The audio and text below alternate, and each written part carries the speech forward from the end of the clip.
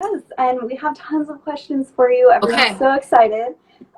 But I think they really wanted to start off with like, what's the basics of a good skincare routine, especially for like a teenager, and like what ingredients should we be avoiding?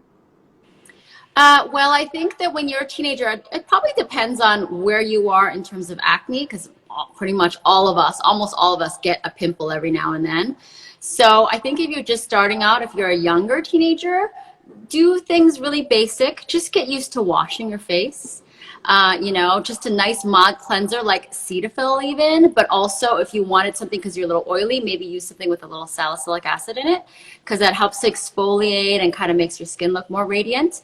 As you get more blackheads and whiteheads or you're noticing pimples, you want to add like an acne regimen, an over-the-counter acne regimen, benzoyl peroxide or sulfur or salicylic acid, retinol too, are all really great. I think retinol is really great. It helps with acne, but also we as adults, you can use it throughout your life because it helps with fine lines and wrinkles and anti-aging and that sort of thing. So it's a good thing to get used to starting. But I think that the main thing I want to make sure people know is don't need to make it really complicated. Sometimes when you overdo things, especially if you overwash your face, you're going to make things sometimes worse. I love that you were already talking about retinol, which is a product that I'm almost scared to use because I don't know, I feel like there's like a stigma about it or maybe some misinformation. But Okay. I would love to talk about like sunscreen, especially if you're going to use something like retinol. Right. Okay. So retinol might sound scary to people because they hear all the retinols or retin A, which are all in the same kind of category. Retin A, they're called tretinoins, okay? They're a vitamin A derivative, and retinol is the only non-prescription level. And it is, people are more sun sensitive while they use it, and also it can be irritating a little when you start it. And so that's what scares people off, really. Mm-hmm. So just know that you can still go out in the sun when you're using this, but obviously you could sunburn more easily. Okay, it doesn't mean that you have to like hide yourself and the moment you're on the sun, you could just feel your skin burning off or Mm-hmm. something like that. So you just want to do it more responsibly. In fact, maybe it helps too because then you're more aware of the sun and you're going to probably protect yourself more and wear your sunscreen. And if you wear your sunscreen, you should be relatively okay. Just you might have to wear it more, reapply it more often, right? Your sunscreen. Yeah. Do In you terms have? of the irritation, it's less irritating to use retinol because Mhm. it's a weaker version of the prescription level. So really all of us can adjust to it. You just need to start it slowly, maybe not every day, and then add a moisturizer afterwards to kind of offset the irritation or the slight kind of maybe makes you a little scaly, a little peely. Mhm. But really all across the board, people can adjust to that. And you really will thank yourself. Like I'm talking about not next week, more like 6 weeks, 8 weeks later, but also especially like years later. You're going to thank Okay. yourself. That's good to know. And I think one of our questions that we got pretty frequently, especially because it's summer, is what sunscreens would you recommend? Well, these days with the sunscreens and the issues with like reef dangers and stuff like that, we think about that if we're going into an area that you want to protect the reef, the ocean. So really if you want to stick to physical sunscreens, that's the best. That means titanium dioxide or zinc oxide.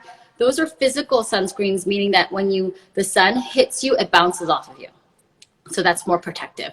But I think one of the key things, and actually I have one here, is to use a powdered sunscreen. Have you ever used one? I haven't actually, no. Those are really great because when we wear makeup, like during the day, it's really hard to reapply your sunscreen, right? You don't Hmm. want to put it on over your makeup, it messes it up. Yeah. And that's the biggest problem that people have is they don't reapply. So if you put it on in the morning and it's a few hours later, you've rubbed it off, it is worn off, especially Hmm. if it's a chemical kind of sunscreen. So if you use a sunscreen powder like this, it Okay. actually oftentimes has a tint. You can get it translucent too, and you can put it on over your makeup. I mean, you don't even have Hmm. to look in the mirror. And kids tolerate this more. If you Okay. got somebody with like a little bald spot here, you could kind of brush them up too. Easy, it doesn't get your hands tacky. Hmm. So powdered sunscreens are a great thing to add. And if you're oily, it kind of mattifies your skin. It kind of Yeah. absorbs that oil too. So it's like doing a little touch up. I love a Really product good. that works hard for me, Yes. especially in so many ways. Powdered sunscreen, never would have Yeah. thought. Yes, this is UV Bounce, but there's multiple different brands. Okay. you can, yeah, this is my skincare line, but you can get it at Target too. But Okay. there are other brands that you can definitely get. It's hard. It's a little harder to find because I don't think a lot of people know about these powdered sunscreens so much. We've got the secrets here at Yeah. Teen Vogue times Pimple Popper. We've got it. But something that came up in our questions was people really want to know how they can shrink their pores. Is that something that is even possible, especially like without being harmful to your skin in any way? Right. I think this is a really important point that people have to understand, because I know that there's a lot of advertisements out there that say this is going to shrink your pores, this one's going to, this laser treatment or this cream. Well, the kind of negative news really is that nothing really can permanently shrink your pores. You're really kind of born with your pores, and it has a lot to do with your genetics, like how oily you are. Usually the oilier we are, the more visible they are. And as we get older, our skin loses its elasticity, so they kind of are a little bit maybe looser, so to speak. Okay.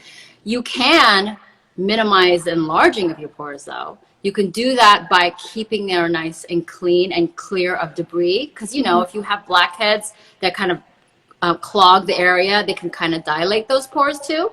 Okay. So really using a salicylic acid or a hydroxy acid cleanser is key, because that's going to help. That's an exfoliator. It's going to really get in there and clean out the debris from inside your pores, the dead skin cells and the oil and the dirt there. So it helps to keep it clear.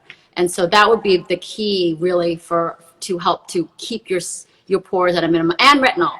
Those types of things. But there's different laser treatments and peels and things like that, but nothing permanently shrinks them. Okay, that's good to know. And also, I think I just saw a question there, and I was just about to ask it about acne scars. I think so many people have so many questions about it on their face or on their back or other places. What can we do about that?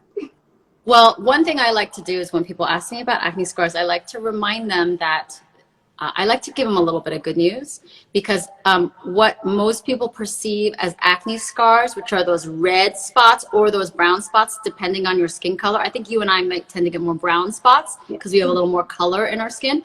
They fade. They're not really true scars. Okay. True scars, because it's just due to inflammation. So it's called post-inflammatory erythema when it's red, or post-inflammatory hyperpigmentation when it's brown. So those fade. They can take months. They can fade. Keep sunscreen on them. Protect your skin. Try not to get a new pimple, and you'll minimize those. But a true scar is going to be like where it's changing the surface. Either your skin is permanently lighter than skin color, or there's a little depression, or what we call like an ice pick depression, or a boxcar scar. We kind of typify them according to how they look. Those are a little harder to treat, and I guess the main point is to try to prevent them in the first place. And that means that, if you have acne, especially if you have moderate to more severe acne, get that treated. See a dermatologist, or at least initially get some over-the-counter acne treatment regimen, because it doesn't threaten our life. These are not good things that are going to threaten our life, but they will definitely affect your mental well-being. I think people, when they have scars, I see this all the time in our office, people who had scars, had bad acne when they were a teenager. The minute that their 10-year-old gets a pimple, they bring them in the office, because they don't want them to go through the same thing.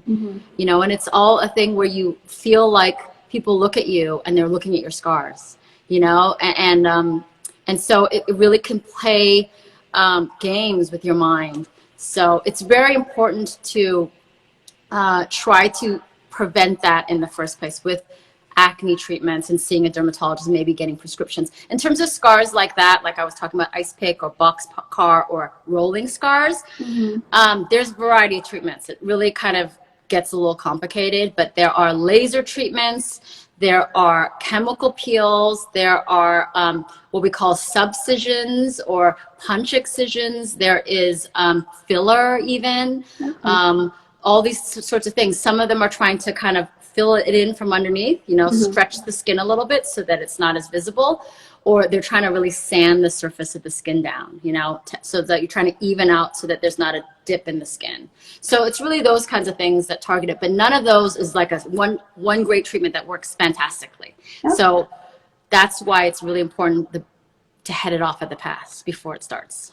Definitely. And I think it's so interesting because people seem to be doing more at-home treatments, but I really feel like it's so important to see a dermatologist, especially because this is a professional checking out your skin and a professional telling you what's wrong rather than just, Yeah, going well, for it. yes, but I think though that what's nice is that we have social media where people can really teach you and educate you.